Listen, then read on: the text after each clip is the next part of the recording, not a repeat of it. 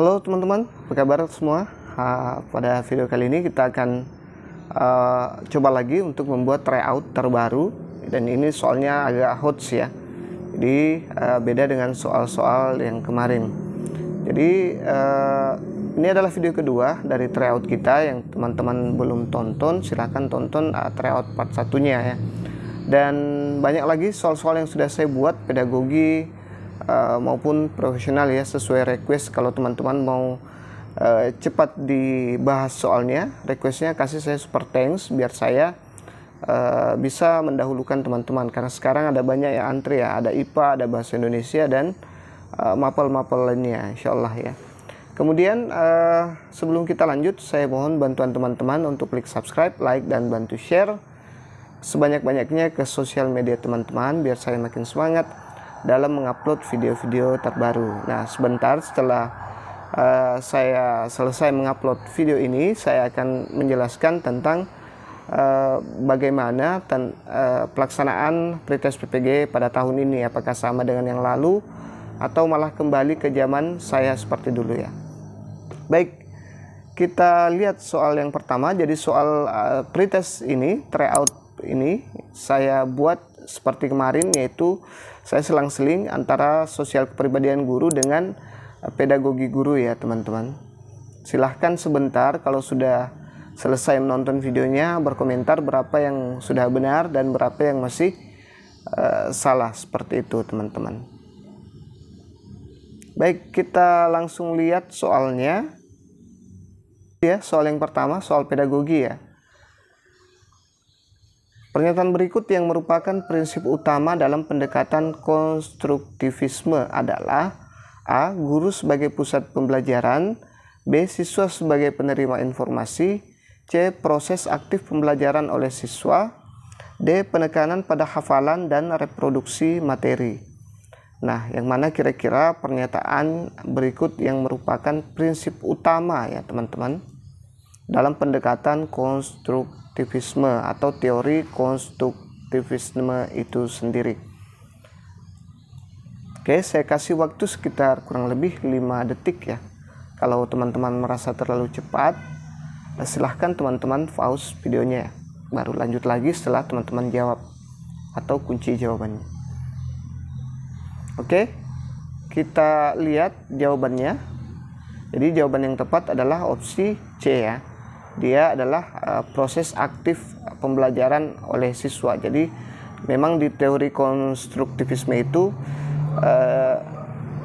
siswa dituntut lebih aktif ya, sangat lebih aktif ya, untuk menyelesaikan masalah atau dalam proses pembelajaran. Kita lihat pilihan C yang tepat adalah opsi C ya. Proses aktif pembelajaran oleh siswa. Prinsip utama dalam pendekatan konstruktivisme adalah bahwa siswa harus aktif terlibat dalam pembelajaran dan membangun pemahaman mereka sendiri melalui interaksi dengan materi dan lingkungan. Jadi sudah saya sering ulang bahwa teori konstruktivisme itu atau inquiry atau yang lebih umum lagi kontekstual itu selalu berhubungan antara materi dengan lingkungan sekitar ya teman-teman. Guru bukanlah pusat pembelajaran, tetapi berperan sebagai fasilitator dan pengarah. Pemahaman siswa tidak hanya sebatas penerimaan informasi, tetapi melibatkan pemrosesan, refleksi, dan konstruksi pengetahuan baru. Pendekatan konstruktivisme juga menekankan pemahaman yang mendalam dan pemecahan masalah, bukan sekedar hafalan dan reproduksi materi semata ya. Seperti itu ya teman-teman. Apakah benar nomor 1? Saya yakin teman-teman yang sering tonton video saya pasti bisa jawab dengan mudah. Kita lanjut ke soal berikutnya. Sekarang soal sosial kepribadian guru ya teman-teman. Nah, soal ini adalah soal UP asli ya. Jadi tahun lalu. Jadi jangan dipandang remeh ya. Berdasarkan introspeksi dan pendapat teman sesama guru, pribadi yang mencerminkan saya adalah A. Orang yang sulit untuk mengapresiasi perbedaan cara siswa dalam menyelesaikan soal karena membuat bingung yang lain. B. Orang yang dapat mengapresiasi perbedaan namun hanya untuk hal-hal yang dapat dipahami saja.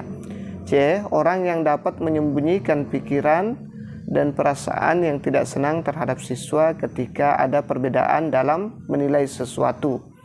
D. Orang yang dapat mengapresiasi keberagaman dan memiliki kebenaran untuk berpendapat untuk sikap perilaku yang tidak toleran. E. Orang yang terbuka dan dengan masukan atas prinsip dan keyakinan diri serta siap mengupayakan kompromi dengan orang lain. Nah, ini soalnya hot sekali ya teman-teman. Kita susah membedakan yang mana poin tertinggi karena di sosial kepribadian guru itu dia tidak benar salah ya, tapi memiliki tingkatan poin mulai dari 1 sampai 5 ya. Jadi kita tinggal memilih yang mana kira-kira opsi yang memiliki nilai tertinggi ya teman-teman. Oke, saya yakin teman-teman sudah mengunci jawabannya. Kita lihat, jadi jawaban yang tepat adalah orang yang terbuka dengan masukan atas prinsip dan keyakinan diri serta siap mengupayakan kompromi dengan orang lain. Nah, coba kita kembali ini berdasarkan introspeksi dan pendapat tentang teman sesama guru pribadi yang mencerminkan Anda adalah ini semua bagus ya teman-teman. Tapi yang paling bagus adalah bersifat terbuka ya. Jadi opsi A ini yang memiliki nilai yang lebih tinggi daripada opsi-opsi yang lain. Ini kepribadian, dia menampilkan diri sebagai pribadi yang mantap, stabil, dewasa, arif, dan berwibawa. Jadi guru itu harus memiliki kepribadian yang seperti ini ya teman-teman. Harus mantap, stabil, dewasa orangnya, tidak berperan ya, arif dan berwibawa. Tapi kalau saya lihat bahkan sampai di kampus pun itu dosen masih ada yang suka baper ya saat mahasiswanya bercanda. Itu yang saya perhatikan. Jangankan guru ya, dosen saja bisa baper. Oke, kita lanjut ke soal berikutnya. Jangan lupa subscribe, like, dan bantu share ya. Mudah-mudahan benar semua ya dua soal tadi. Salah satu strategi pembelajaran yang mengutamakan kolaborasi dan kerjasama antara siswa adalah A. Pembelajaran ekspositori, B. Pembelajaran individual, C. Pembelajaran kooperatif, D. Pembelajaran berbasis proyek. Nah, teman-teman, kira-kira yang mana di sini jawaban yang tepat? Saya yakin teman-teman yang sudah belajar dari beberapa hari yang lalu saya upload video terbaru tentang pedagogi, itu sudah paham yang mana jawaban yang paling tepat karena kata kuncinya ada di soal ya teman-teman. Bisa kita langsung kunci. Oke, kita lihat jawaban terbaik dari soalnya adalah opsi C ya. Dia pembelajaran kooperatif. Nih ya, pembelajaran kooperatif. Ini ada kata kolaborasi ya dan kerjasama. Sedangkan kooperatif itu sama artinya dengan ini di atas ya teman-teman. Kita baca ya pembahasannya. Strategi pembelajaran kooperatif mendorong siswa untuk bekerja sama dalam kelompok, saling berinteraksi dan saling mendukung dalam mencapai tujuan pembelajaran. Melalui kerjasama dalam pembelajaran, siswa dapat saling berbagi ide, memecahkan masalah secara bersama-sama, dan membangun keterampilan sosial. Pembelajaran ekspositori adalah pendekatan tradisional yang menempatkan guru sebagai penyampai informasi utama. Sementara pembelajaran individual menekankan pada pembelajaran mandiri oleh siswa. Pembelajaran berbasis proyek, meskipun melibatkan kerjasama dalam kelompok, lebih menekankan pada pengerjaan proyek atau tugas yang memiliki hasil atau produk akhir ya. Seperti itu teman-teman. Ini lebih jelasnya lagi ya pembahasannya. Oke, sudah 3 ya. Mudah-mudahan benar semua ketiga-tiganya. Jangan lupa subscribe, like, dan bantu share teman-teman. Kita lihat soal berikutnya. Soal sosial kepribadian guru ya. untuk seleksi akademik Pretest PPG tahun 2023. Seorang guru menegur salah satu siswa saat mata pelajaran sedang berlangsung karena ia tidak mendengarkan penjelasan dari guru dan malah bermain handphone. Pernyataan yang patut digunakan digunakan guru untuk siswa tersebut adalah: A. Sini berikan kepada saya handphone. Kamu ini waktunya pelajaran malah bermain handphone sendiri. B. Kamu sedang melakukan apa dengan handphone itu? Ayo dimatikan segera dan fokus pada penjelasan pelajaran ini. C. Tolong disimpan dulu handphonenya. Saat ini sedang pelajaran. Kamu dapat menggunakannya nanti pada jam istirahat atau setelah pulang sekolah. D. Berikan handphonenya ke saya. Kamu tidak menghargai guru. Jika tidak ingin mengikuti pelajaran, silakan keluar dari kelas.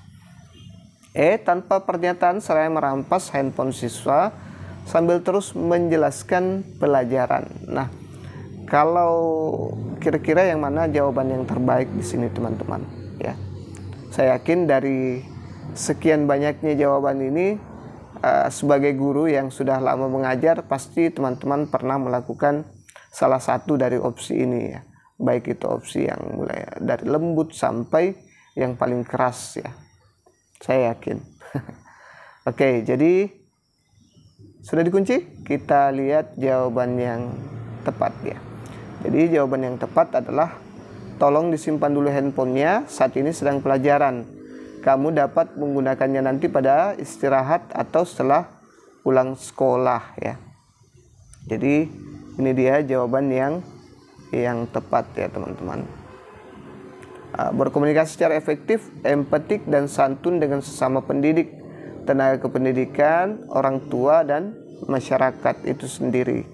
Nah, kita harus berkomunikasi secara efektif. Bagaimana caranya? Yaitu dengan tetap santun ya, tetap lembut meskipun dalam keadaan emosi ya, dengan sesama pendidik, dengan tenaga kependidikan, orang tua dan masyarakat luas teman-teman.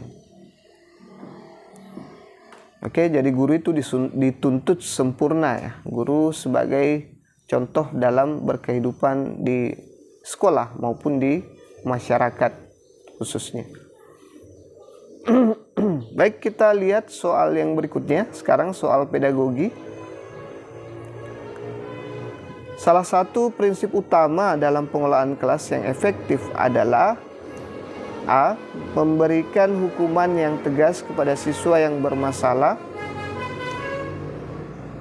B. Menerapkan disiplin yang otoriter untuk menjaga kedisiplinan kelas. C. Membangun hubungan yang positif dengan siswa dan menciptakan lingkungan belajar yang aman dan inklusif. D. Menggunakan penghargaan sebagai insentif untuk motivasi siswa.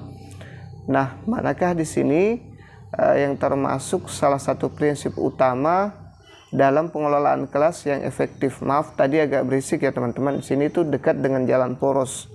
Kalau mobilnya yang kita tunggu untuk senyap, sunyi, itu tidak bakalan habis ya. Kita tidak bakalan bisa buat materi. Ya, mudah-mudahan tadi agak jelas cara saya membaca ya. Tapi kalau teman-teman tidak dengar, saya yakin teman-teman bisa lihat di situ. Oke, sudah dikunci jawabannya teman-teman? Saya yakin sudah ya. Kita lihat.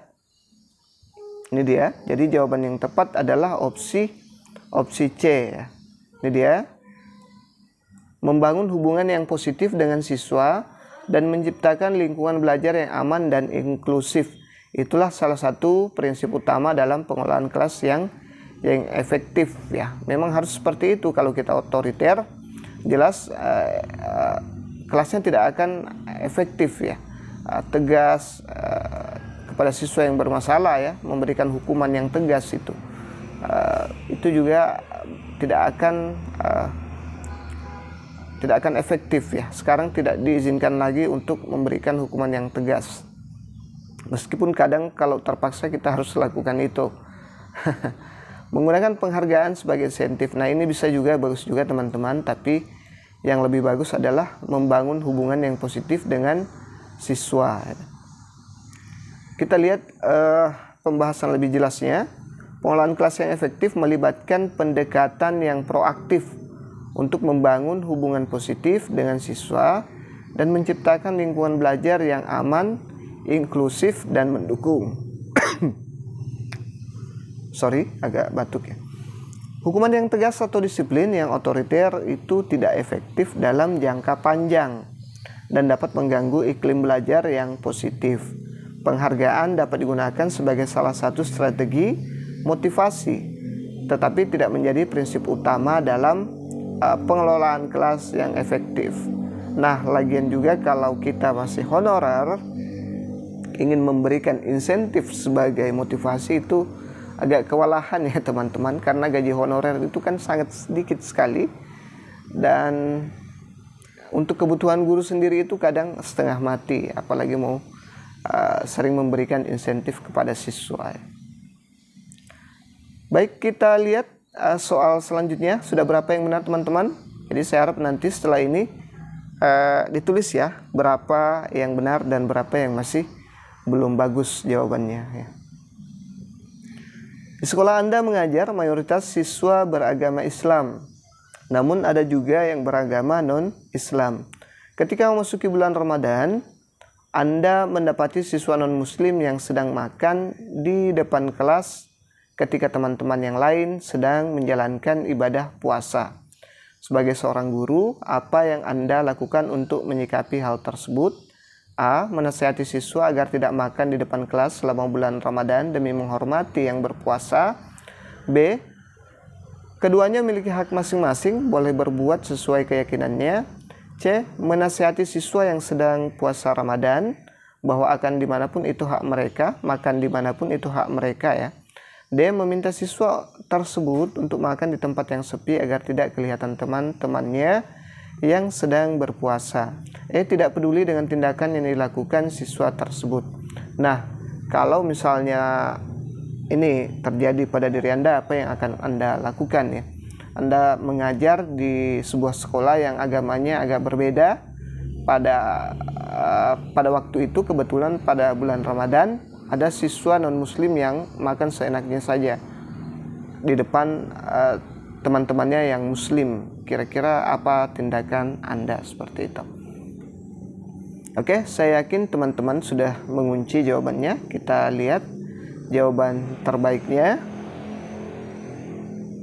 Jadi jawaban terbaik adalah menasehati siswa agar tidak makan di depan kelas selama bulan Ramadan demi menghormati yang berpuasa ya. Jadi bersikap inklusif, bertindak objektif ya. Kemudian serta tidak diskriminatif karena pertimbangan jenis kelamin, agama, ras, kondisi fisik, latar belakang keluarga, dan status sosial ekonomi. Ini dia masuk di kepribadian sosial ya teman-teman.